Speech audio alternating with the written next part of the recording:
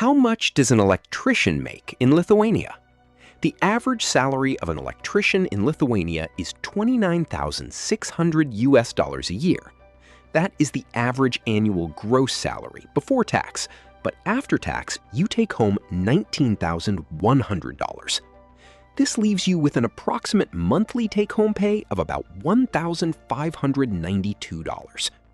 Your income depends heavily on where you work, which is why an electrician income in Vilnius brings home $22,600 after tax.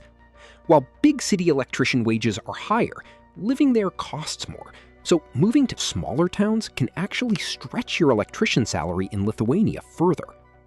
On top of location, experience plays a major role because entry-level workers earn well below the national average. Your pay goes up fast in the first few years, but it usually plateaus unless you step into leadership. Having formal education helps you move into higher-paying positions like electrical supervisor or chief project estimator.